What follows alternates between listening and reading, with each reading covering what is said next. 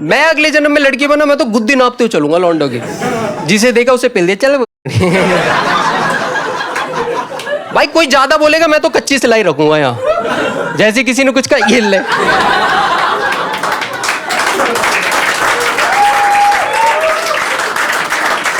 इसलिए मैं stand up करता हूं, क्योंकि बहुत बढ़िया ऑडियंस, बहुत सही होते हो आप लोग। जैसे अब मैं आया हूं, 8-10 मिनट आपसे बात करूंगा, आप मेरी बात सुनोगे।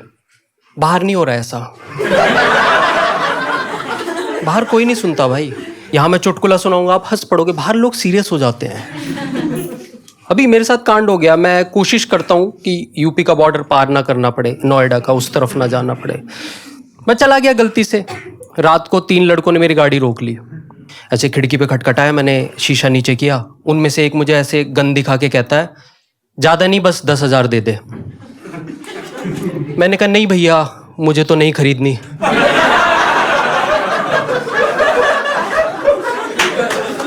तो मैं मजाक सिर्फ अब स्टेज पे करता हूँ। तो बहुत बार ऐसा करता हूँ, जैसे मुझे किसी ने बताया कि स्टैंड अप कॉमेडी का मतलब ये नहीं है कि सिर्फ हंसाओ, सोसाइटी में चेंज लेके आओ, पर सिर्फ स्टेज से, बाहर नहीं। बाहर सोसाइटी चूतिया काट देती है, क्योंकि सोसाइटी में चेंज लाने का मतलब मुझे लगता है गरीबों की हेल्प कर दो, उनको सही इंफॉर्मेशन प्रोवाइड कर दो जो उनको नहीं पता। तो मुझे लॉन्जेविटी के बारे में पता चला, रिवर्स एजिंग के बारे में, कि बहुत सारे बिलियनर हैं जो लगे पड़े कि इंसान की एज कैसे बढ़ जाए और वो और ज़्यादा जिंदा रह सके। गरीब को भी तो बताओ। वो अंडे की रेडी लगा के बैठा, तुम जो मीटिंग कर रहे हो अपनी। तो मैं एक दिन रिक्शे में बैठा था, मैं सोचा इस गरीब की मदद करूंगा।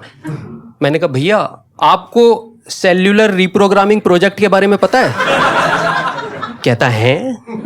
मैंने कहा रे आपको नहीं पता क्या, सेल्स को यंग बना दिया जाएगा। कहता भैया कहाँ छोड़ूं आपको? तो मुझे लगा इसे थोड़ी आसान भाषा में समझाता हूँ, ये समझ नहीं पा रहा। मैंने कहा भैया एक दवाई बन रही है जिसको खाने से आपकी एज बढ़ जाएगी और आप और ज्यादा जिंदा रह सकोगे। पता नहीं क्यों उसने रिक्शा ही रोक दिया, रोने लगा। बोला साहब ये जबरदस्ती तो नहीं खिलाएंगे?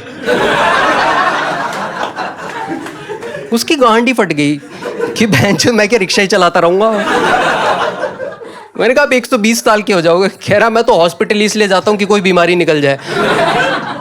तो मैं तो अब स्टेज पे करता हूँ, ये सब मैं नहीं करता बाहर। हाँ भाई, पर चुल खत्म नहीं होती। जैसे मैं अभी भी मेट्रो में ट्रैवल करता हूँ, मुझे कुछ गलत होते हुए दिखे ना तो ऐसा लगता है इसको सही कर दूं। मैं एक दिन स्टेशन कंट्रोल रूम चला गया, वहाँ बंदा ना एक मोबाइल पे गेम खेल रहा था बैठ के। मैंने कहा भाई एक बात बताइए, जितनी मेट्रो जा रही है उनमें नीचे लोग फ्लोर पे बैठे हुए हैं, कुछ करते क्यों नहीं हो? कहता हम क्या कर सकते हैं। मैंने कहा सबसे पहले तो ये मोबाइल में गेम खेल रहा है बंद कर, ठीक है, मेरी बात सुन। चिढ़ गया मेरे से। कहता भाई हम अनाउंसमेंट करते हैं, इससे ज्यादा कुछ नहीं कर सकते। मैंने कहा तुम्हारी अनाउंसमेंट ही तो गलत है।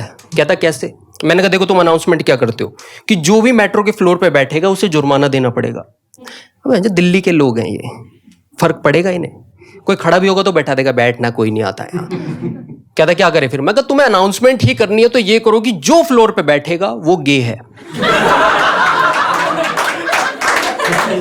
पंजों पे खड़े हो जाएंगे। होमोफोबिया का फायदा उठाओ, लोग डब्बा छोड़ छोड़ के भागेंगे कि वहां मत जाओ, वहां गे बना रहे हैं। ये सच है, एक बार मैंने अपने दोस्त को गलती से गे बोल दिया था, उसने शहर छोड़ दिया था।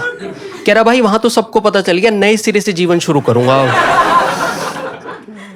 मेरे पास तो बहुत सारी ट्रिक्स है। जैसे लेडीज सीट पे लड़के बैठे रहते हैं। लेडीज सीट पे लड़के इसलिए बैठते हैं क्योंकि वहां लेडीज लिखा हुआ है। तुम उनकी ईगो हर्ट करो, तुम वहां लिखो लुगाई। एक लौंडा नहीं बैठेगा, बैठने जाएगा ये तो लुगाई लिखा हुआ है, मैं तो मर्द हूं। मैंने उसको ये बात समझाई स्टेशन कंट्रोल रूम वाले को, वो पता नहीं क्यों गुस्सा हो गया, नाराज हो गया गे वाली बात पे। तो मुझे हल्का सा शक हुआ, मैंने पूछ लिया। मैंने कहा भाई आप गुस्सा क्यों हो रहे, आप गे हो क्या? आग बबूला हो गया, चिल्लाने लगा, आसपास भीड़ लग गई। मैंने कहा पर आपने एक चीज नोटिस करी, आप खड़े हो गए। पर एक जगह है जहां पे ये सारी चालाकियां, ये ट्रिक्स काम नहीं आती मेरी, जब मुझे कैब ड्राइवर्स के साथ डील करना पड़ता है। मैं कभी भी कैब करूं, कैंसिल कैसे कर सकता है तू? मैं कस्टमर हूं, मैं पैसे दे रहा हूं, भाई तेरे पे बटन कैसे कैंसिल करने का? ये ओला उबर ने क्या कर रखा है?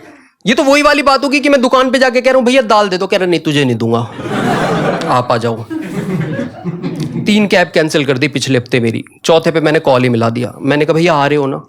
कहता हाँ भैया देखता हूं। देखता हूं तू साले समझी है मेरा?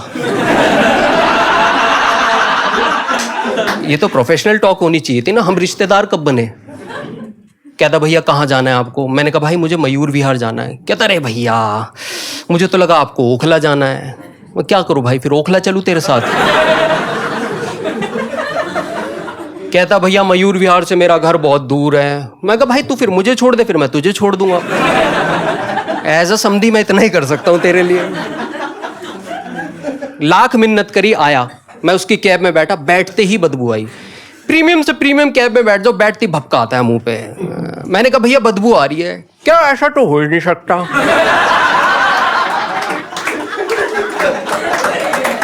अगर साले तेरे मुंह से ही आ रही है, ये पान बाहर फेंक देगा जरा जो तू चबा रहा है। ये नहीं कर सकते डील भाई इनके साथ। और इनसे भी ओवर स्मार्ट एक कैटेगरी है जिससे तुम्हें डील करना भी नहीं चाहिए, उनसे तो दूर ही रहो। ढोंगी बाबा, ढोंगी पंडित, कभी मिल जाए रोड पे इग्नोर करना, ठीक है, कुछ नहीं। मेरे साथ हो गया अभी पिछले हफ्ते, मैं ऐसी मार्केट में घूम रहा था, एक बंदा रोड पार करके मेरे पास आया, पंडित ढोंगी दिख रहा है मुझे दूर से। आते ही मुझसे कहता है आप पिछले जन्म का जानना चाहते हो? मैं कहा साले तू इस वाले का भुलवा सकता है?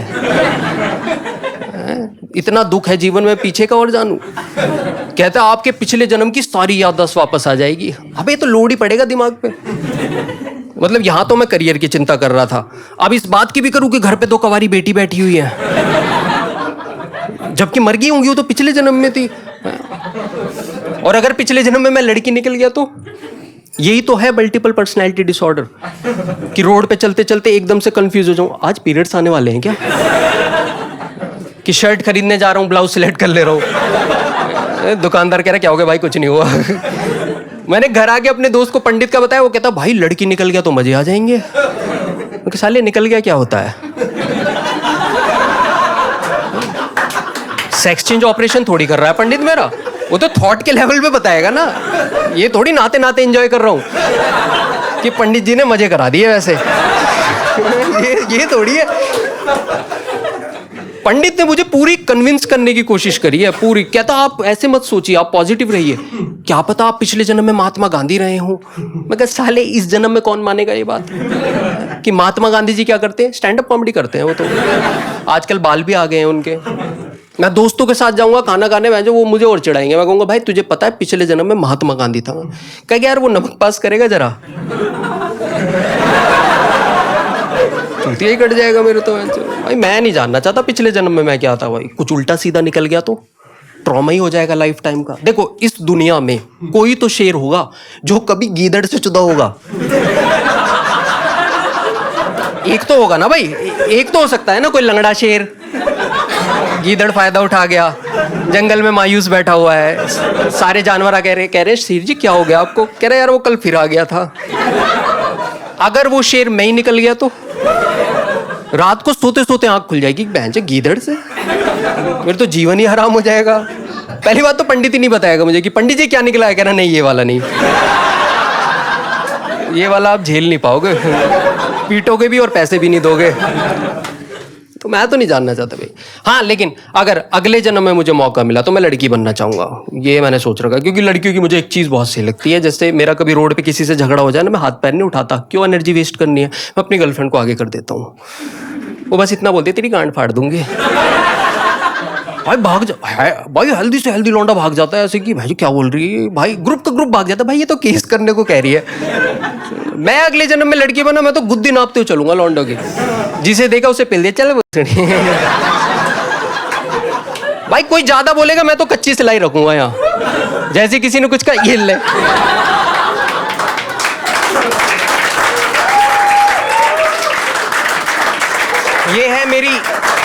ये है मेरी AK-47 कि इंस्पेक्टर साहब गिरफ्तार कर लो इसे।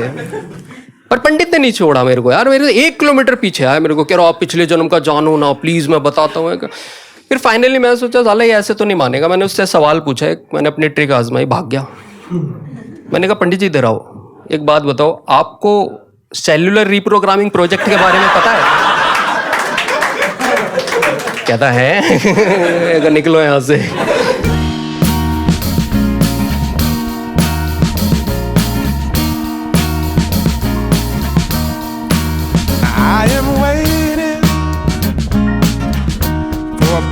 At the end of the night, under street